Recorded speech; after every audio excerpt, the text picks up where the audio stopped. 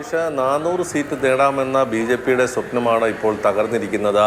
300 seat പോലും എൻ.ഡി.എക്ക് നേടാൻ കഴിയാത്തൊരു സാഹചര്യമുണ്ട്. കേവല ഭൂരിപക്ഷം എൻ.ഡി.എക്ക് ലഭിച്ചിട്ടുണ്ട്. പക്ഷേ ബി.ജെ.പിക്ക് ഒറ്റയ്ക്ക് ഭൂരിപക്ഷം ഇല്ലാത്ത ഒരു സാഹചര്യമാണ്. കഴിഞ്ഞ 2 തവണയും ബി.ജെ.പിക്ക് ഒറ്റയ്ക്ക് ഭൂരിപക്ഷം ലഭിച്ചിരുന്നു. ഇപ്പോൾ 244 സീറ്റുകൾ മാത്രമാണ് ബി.ജെ.പിക്ക് ഉള്ളത്.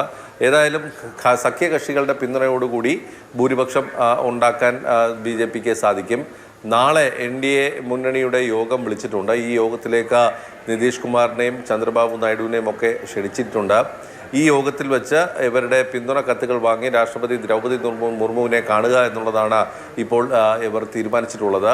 ഇന്ന് വൈകിട്ട് 7 മണിക്ക് പ്രധാനമന്ത്രി നരേന്ദ്രമോദി ബി.ജെ.പി കേന്ദ്ര കാര്യാലയത്തിൽ പ്രവർത്തകരെ അഭിസംബോധന ചെയ്യുന്നുണ്ട്.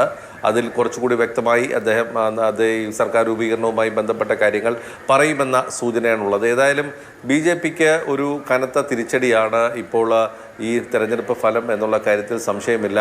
400 സീറ്റിലധികം കിട്ടുമെന്നുള്ള എക്സിറ്റ് പോൾ ഫലങ്ങൾ പോലും പ്രസക്തമാക്കിയാണ് ഇന്ത്യ മുന്നണി വലിയ തോതിലുള്ള പ്രകടനം കാഴ്ചവെച്ചത്. 231 സീറ്റുകൾ നേടിയിട്ടുണ്ട്. കോൺഗ്രസ് 100 സീറ്റുകൾക്ക് അടുത്തെത്തുന്നു. 99 സീറ്റുകളിൽ ഇപ്പോൾ ലീഡ് ചെയ്യുന്ന ഒരു സാഹചര്യമാണ് ഇവിടെ ഉള്ളത്.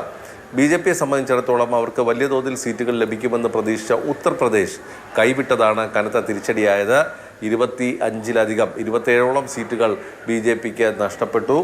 അതോടൊപ്പം തന്നെ മഹാരാഷ്ട്രയും പ്രതീക്ഷിച്ച പോലെ അവരുടെ ഒപ്പം നിന്നില്ല. അവിടെ മഹാവികാസ് അഘാഡിയാണ് ഭൂരിപക്ഷം നേടിയത്. അതുപോലെ രാജസ്ഥാനിലും തിരിച്ചടി ഉണ്ടായി. അപ്പോൾ പ്രധാനമായും ഈ പശ്ചിമ ബംഗാളിലും സമാനമായ സാഹചര്യമാണ് ഉണ്ടായത്. 24 സീറ്റ് വരെ ലഭിക്കുമെന്ന് പ്രതീക്ഷിച്ചിടത്ത് 10 സീറ്റ് മാത്രമാണ് ബി.ജെ.പിക്ക് ഇപ്പോൾ മുന്നിലുള്ളത്. അപ്പോൾ പ്രധാനപ്പെട്ട വലിയ സീറ്റ് സംസ്ഥാനങ്ങളിൽ നിന്നും വലിയ തോതിൽ സീറ്റുകൾ ലഭിക്കുമെന്നുള്ള ആ പ്രതീക്ഷ അസ്ഥാനത്തായതാണ് ബി.ജെ.പിക്ക് ഇപ്പോൾ സീറ്റുകളുടെ എണ്ണം വലിയ തോതിൽ കുറയാൻ കാരണമായത്.